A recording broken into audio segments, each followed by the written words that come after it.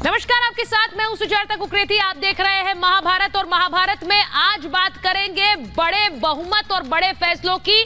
2029 में क्या एक देश एक चुनाव आ रहा है? सवाल इसलिए कर रहे हैं क्योंकि एक देश एक चुनाव को लेकर आज रामनाथ कोविंद की अध्यक्षता वाली समिति ने अपनी रिपोर्ट सौंप दी है। और क्या इसका मतलब ये कि 2029 में जब चुनाव होंगे तो केंद्र और विधानसभाओं के चुनाव एक साथ होंगे? क्या यह मुमकिन है और इसका असर क्या पड़ेगा? क्योंकि विपक्षी पार्टियां इसे लेकर हंगामा मचा रही हैं। उनका कहना है कि एक साथ एक चुनाव होगा तो मोदी की जीत सुनिश्चित होगी। वो कैसे होगी, क्या यह मुमकिन है? आज इस पर कर रही हूं महाभारत। लेकिन सबसे पहले आपको यह बताना चाहती हूं कि इस रिपोर्ट में क्या क्या कहा गया है। एक देश एक चुनाव में क्या क्या कहा है ये आपको बताऊं, उससे पहले बताती हूं कि प्रधानमंत्री नरेंद्र मोदी जो 400 पार की बात बार बार करते हैं, बीजेपी 400 पार की बात करती है, वो जरूरी क्यों है? तीसरी पारी में बड़े फैसले करेंगे मोदी क्या? और उन बड़े फैसलों के लिए, क्योंकि वो खुद कह चुके हैं बड़े फैसले आएंगे हमारे तीसरे टर्म में, उसके लिए बड़ा बहुमत भी जरूरी है। बड़ा बहुमत, सीएए आ गया है, यूसीसी की तैयारी चल रही है और एक देश एक चुनाव को लेकर आज रिपोर्ट सौंप दी गई है। अब इनके लिए संविधान में संशोधन जरूरी होगा। उसके लिए संशोधन के लिए 2/3 बहुमत चाहिए। अब 2/3 बहुमत कैसे होगा? संसद का संयुक्त सत्र बुलाया जा सकता है क्योंकि 543 लोकसभा में है, 238 सांसद राज्यसभा में है। इसका सीधा गुणा हुआ, उसका सीधा अंक हुआ 781। 781 सांसदों, 781 सीटों में 2/3 521 होता है। अगर ज्वाइंट सेशन बुलाया जाता है तो 521 सांसद जरूरी है। क्या इसके जरिए बड़े फैसले लिए जा सकते हैं? राज्यसभा में एनडीए के पास 117 सदस्य हैं। अभी 521 में 117 सीटें अगर घटाएंगे तो 404 बचती हैं। क्या नरेंद्र मोदी को वो 404 चाहिए जिससे यूसीसी और एक देश एक चुनाव जैसे बड़े फैसले लिए जा सके? क्या इसी को सोचकर अब की बार 400 पार का नारा दिया गया है? अब आपको बताती हूं कि वन नेशन वन इलेक्शन को लेकर क्या योजना तैयार हुई है। वन इलेक्शन पर राष्ट्रपति को रिपोर्ट आज सौंप दी गई। जो तस्वीर आप देख रहे हैं, द्रौपदी मुर्मू को रामनाथ कोविंद ने, उनकी अध्यक्षता में समिति थी जिसके हिस्सा गृह मंत्री अमित शाह भी थे, रिपोर्ट सौंपी है। कमेटी ने एक साथ चुनाव की सिफारिश कर दी है, यानी कि विधानसभा और लोकसभा के चुनाव एक साथ हों। सभी दल सहमत हुए तो 2029 में, जी हां, 2029 में वन इलेक्शन संभव है। यानी कि विधानसभा का भी आप वोट डाल रहे होंगे और आप लोकसभा के लिए भी वोट डाल रहे होंगे। लोकसभा विधानसभा चुनाव साथ हो सकते हैं और अगर ऐसा होगा तो 2029 से वही प्रक्रिया होगी जो पहले हुआ करती थी देश में। 100 दिन के बाद उसके पंचायत और निकाय चुनाव भी होगा। यह उस रिपोर्ट में सिफारिश की गई है। विधानसभाओं के कार्यकाल इसके लिए घटाए या बढ़ाए जाएंगे। इसका क्या मतलब है वो भी आगे आपको बताती हूं। 1967 तक देश में एक साथ ही चुनाव होते थे, यानी विधानसभा और लोकसभा के चुनाव एक साथ होते थे। 1951, 1957 और 1962 में ये एक साथ हुए थे। अब आपको थोड़ा समझाती हूं कि ये होगा कैसे, क्योंकि आप ये जानते हैं कि विधानसभाओं के कार्यकाल अलग अलग समय पर खत्म हो रहे हैं। अगर मैं 2026 के बाद सीधे 2029 में ही चुनाव होंगे तो विधानसभाओं के चुनाव 2026 तक खत्म करने होंगे। 2026 तक 25 राज्यों में चुनाव पूरे करने होंगे। अब मैं आपको कुछ उदाहरण के साथ समझाती हूं। मध्य प्रदेश के चुनाव 23 में हुए, अब उसके हिसाब से 28 में वहां फिर से चुनाव होने हैं। ऐसी जो विधानसभाएं हैं इनका कार्यकाल कुछ महीनों के लिए बढ़ाकर उन्हें सीधे 2029 में चुनाव कराया जाएगा लोकसभा के साथ। यह मध्य प्रदेश और ऐसे राज्यों के लिए जहां पर 2023 में हुए और 28 में अगली बार चुनाव होने, तो कुछ महीनों के लिए कार्यकाल बढ़ा दिया जाएगा।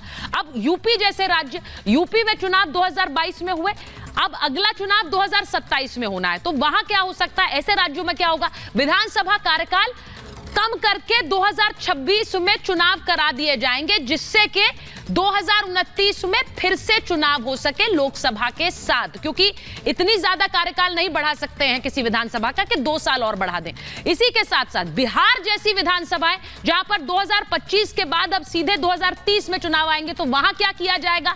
वहां पर कार्यकाल विधानसभा का घटाकर 2029 में चुनाव करा लिए जाएंगे। तो ऐसा अलग अलग राज्यों के साथ होगा, लेकिन इसके लिए बहुमत जरूरी है, न सिर्फ संसद में बल्कि विधानसभाओं में भी, और उसके बाद ये बड़े फैसले होंगे। ये रिपोर्ट देखिए फिर महाभारत।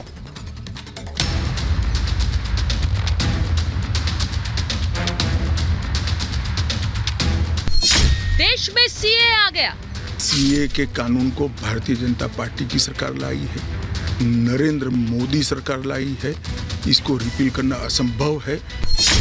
यूसीसी आने वाला है। पर 4 साल में मैं कम से कम 41 बार बोला हूं कि ये होगा, चुनाव के पहले होगा।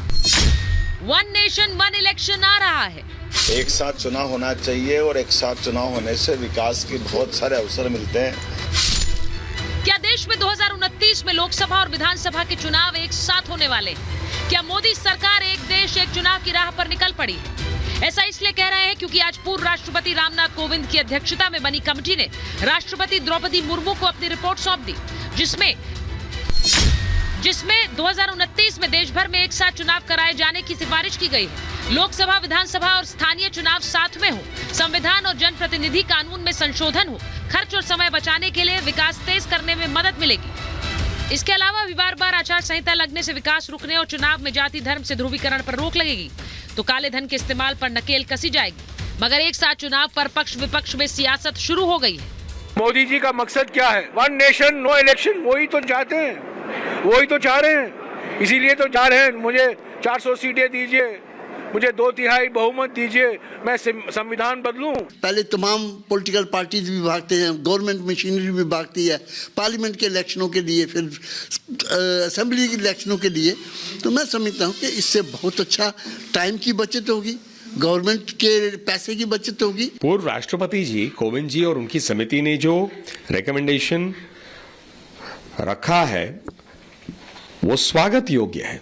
इस देश में 1951 से कई सालों तक एक साथ ही चुनाव होते थे। माननीय प्रधानमंत्री जी नरेंद्र मोदी जी ने भी तो इस बात को कई बार रखा है। मोदी का विजन है 24 में 400 पार, क्योंकि बड़े फैसले लेने के लिए बड़ा बहुमत चाहिए। तीसरी पारी में 400 पार सीटें आएंगी तो देश में बड़े फैसलों की बारी आएगी। इनमें one nation one election, UCC जैसे बड़े मुद्दे शामिल हैं।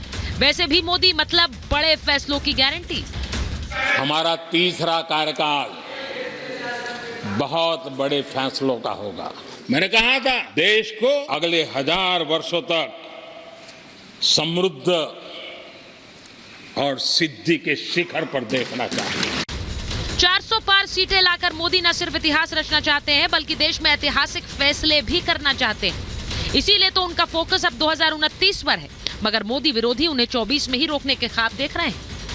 मोदी जी 10 साल में 14 में जो बोला वो कितना हुआ?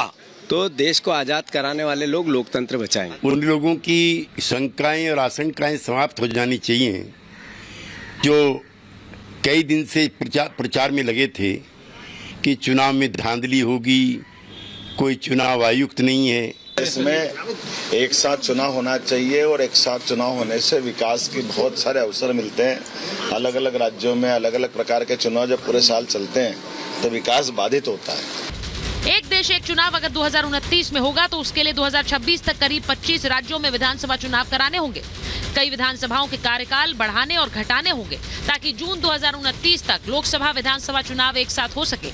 मगर इंडिया अलायंस ने रोको नीति शुरू कर दी जो सीएए के खिलाफ भी जारी है, मगर शाह ने विपक्ष को दो टूक जवाब दे दिया। अब विपक्ष तुष्टीकरण की राजनीति कर एपीसमेंट की पॉलिटिक्स कर वोट बैंक को कंसोलिडेट करना चाहता है। मैं उनको विनती करना चाहता हूं कि आप एक्सपोज हो चुके हो, ये मत करिए। पूरे देश की जनता जानती है कि सीएए इस देश का कानून है। सीएए पर सरकार अडिग है तो वन नेशन वन इलेक्शन की डगर पर भी मोदी निकल पड़े। इस बीच 2 चुनाव आयुक्तों की नियुक्ति पर भी चयन समिति ने मोहर लगा दी है। ज्ञानेश कुमार और सुखबीर संधू के नाम तय हो चुके हैं। अब जल्द ही 24 में चुनाव की तारीखें आने वाली हैं। 24 का चुनाव तो जल्द हो जाएगा, लेकिन 29 का चुनाव क्या हमें अलग रंग में देखने को मिलेगा? Bureau report, Republic Bharat.